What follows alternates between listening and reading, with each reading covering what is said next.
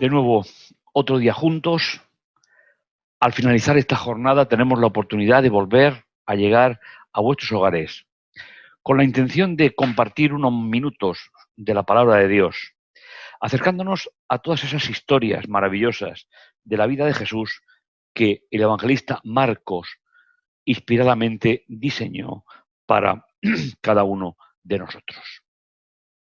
Comenzamos en el día de hoy el capítulo 10, que al igual que los anteriores, nos va a ir mostrando de forma casi como noticia aquellos acontecimientos de la vida de Jesús que son importantes para el primer lector del libro y, por extensión, también a cada uno de nosotros. Te invito a que abras la Biblia en ese capítulo 10 de Marcos para tratar el tema que hemos puesto por título Jesús y el matrimonio, Marcos 10 del 1 hasta el 12. Va a ser otro episodio de la enseñanza de Jesús, Jesús como maestro, y va a ser otro episodio importante donde vamos a aprender de nuevo, según la perspectiva de Jesús, algunos detalles importantes para nuestro conocimiento del plan de Dios. De allí, es decir, de donde vimos la sección anterior, en el final del capítulo 9, de allí se marchó al territorio de Judea y Transjordania. Otra vez se le fueron reuniendo grupo de gente por el camino y según su costumbre, también entonces les estuvo enseñando.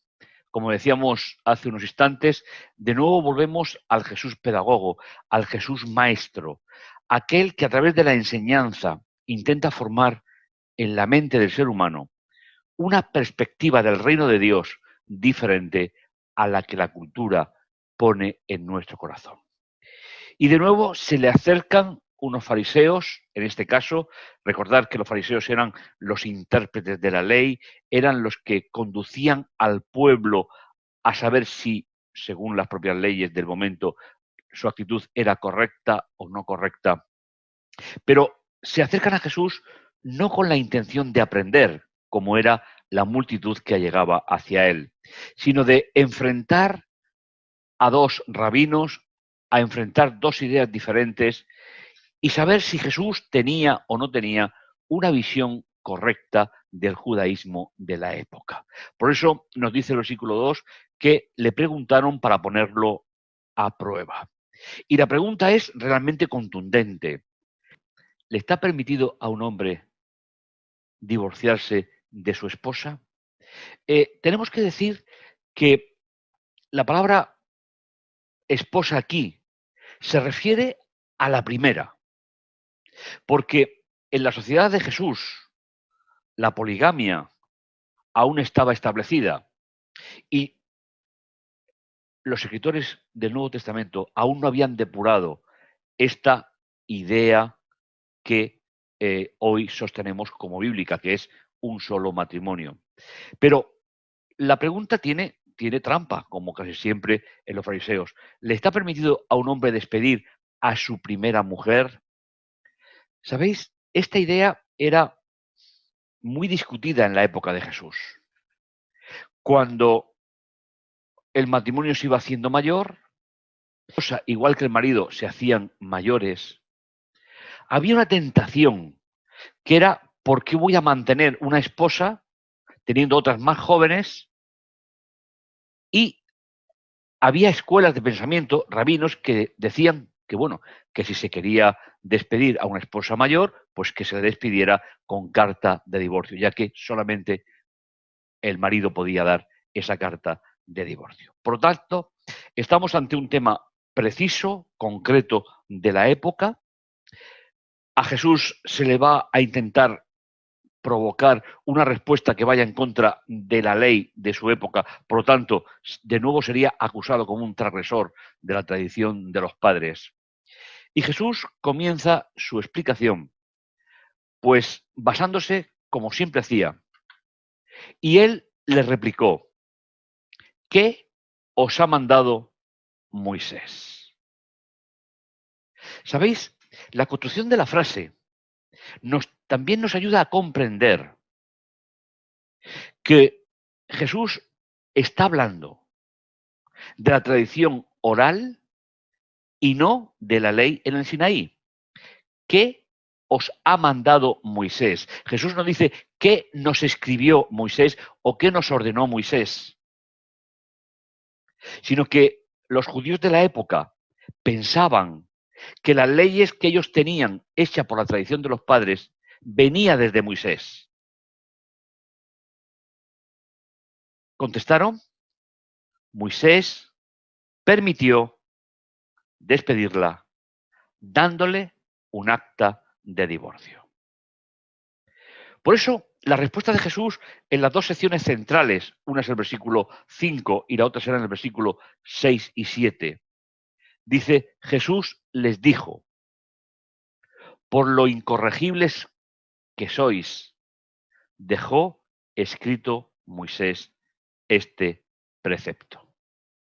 Pero el precepto de Jesús al cual hace mención es el divorcio en caso de adulterio, pero no el divorcio por repudio, que es el tema que se está mencionando en este versículo.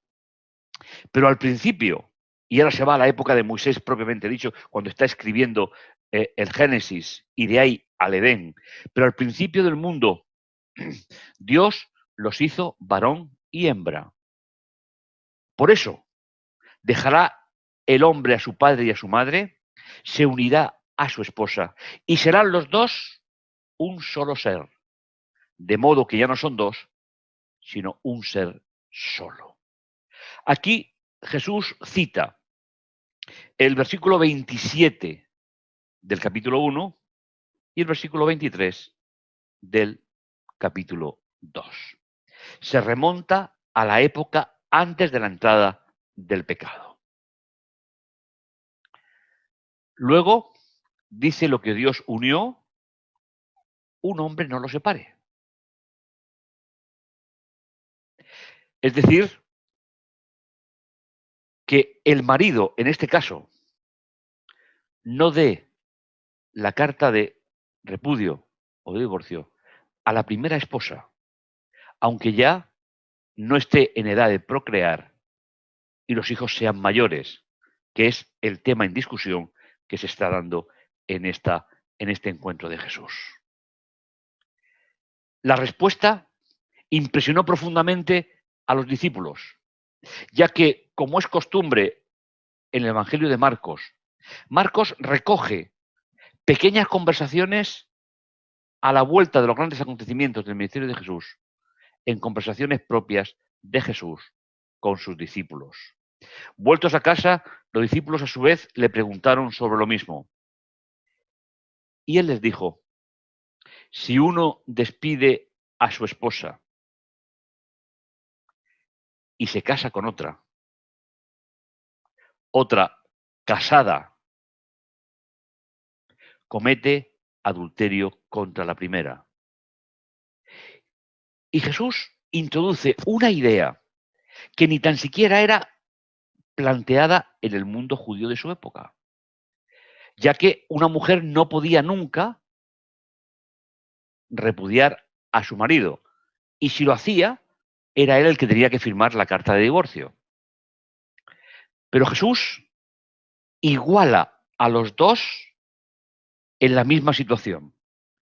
Y si ella despide a su marido y se casa con otro, también comete adulterio.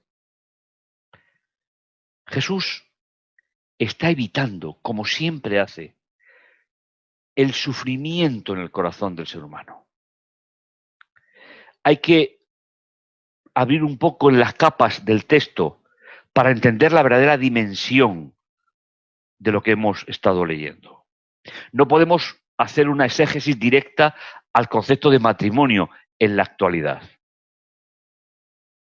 Lo primero porque hoy contraemos matrimonio para toda la vida. Y cuando hay una ruptura, no se hace referencia a lo que se hablaba en la época de Jesús. Y hoy tenemos que tratarlo de la manera correcta para la época. Por lo tanto, estamos ante una enseñanza de Jesús que dice, si ambos se hacen adultos, si ambos se hacen mayores, ella ha criado a sus hijos y ya está pidiendo la tranquilidad, la serenidad de los años de matrimonio, que no aproveche el marido la ocasión para despedirla y no mantener el compromiso de vivir sosteniéndose mutuamente hasta que finalmente la muerte pueda llegar y separarles. Pero tiene también la idea de poner a la mujer en la misma categoría que el hombre, que es una gran novedad para la época. Como siempre comentamos, mis hermanos, seguir a Jesús, a pesar de que a veces está inscrito en una cultura determinada, podemos ver y resaltar una idea fundamental. El pecado tiende a humillar al ser humano. Jesús, a pesar de las limitaciones de la época, intenta restaurar siempre la imagen para que no suframos, para que no tengamos que pasar por dificultades, en este caso de separaciones o de momentos difíciles, porque no conozco ninguna ruptura matrimonial donde el dolor, el resentimiento, no sea la última sensación en la vida de los creyentes. Por eso, si hay alguno de nuestros oyentes que está en periodo de separación, que lo hagan bien, que lo hagan de mutuo acuerdo, para que Dios pueda seguir estando en la vida de ellos, a pesar de las circunstancias que puede rodearles. Y no olvides, Jesús siempre tiene la intención de elevar el ser humano a la mayor dignidad que el pecado suele romper en nuestra vida. Hoy vamos a orar también y hoy vamos a incluir a esas personas que están pasando por dificultades matrimoniales para que, basadas en la palabra de Dios, busquen soluciones que pueda permitirles no salir desfigurados desde el punto de vista bíblico de esa relación. Y también, como cada día, sumarnos a las oraciones de todos los que estamos juntos en esta iglesia virtual en este día. Llegamos al final del día y siempre hay agradecimientos a Dios. Y si me permitís, puestas en común de nuestra vida con el plan de Dios. También las oraciones las vamos a elevar al cielo hoy por este segundo motivo. Oremos. Bendito bondadoso Dios que estás en los cielos, te agradecemos el privilegio de ser hijos tuyos. Te damos las gracias, Señor, por ese amor tan especial que tú tienes por nosotros. En tus manos, Señor, ponemos nuestra vida, nuestra esperanza. En este momento, Señor, te presentamos los casos de las personas que están pasando por conflictos matrimoniales. Ojalá, Señor, en vez de mirarse a ellos mismos, puedan elevar la vista hacia ti, hacia el cielo, para que puedan comprender, Señor, que tú tienes un proyecto para la humanidad. Y ese proyecto es que estemos juntos hasta que tú vuelvas. Que puedas bendecir a cada uno de ellos en las decisiones que tomen para gloria y honra tuya. Y también, Señor, sumamos las oraciones de todos mis hermanos que durante este día hemos vivido experiencias y podemos, Señor, ponerlas en tus manos para que tú nos ayudes a resolverlas. Todo ello, Señor, te lo agradecemos en el dulce nombre de Jesús. Amén. Pues seguimos caminando y en el próximo programa seguiremos viendo esas preciosas historias del libro de Marcos. Que el Señor te bendiga. Hasta el próximo programa.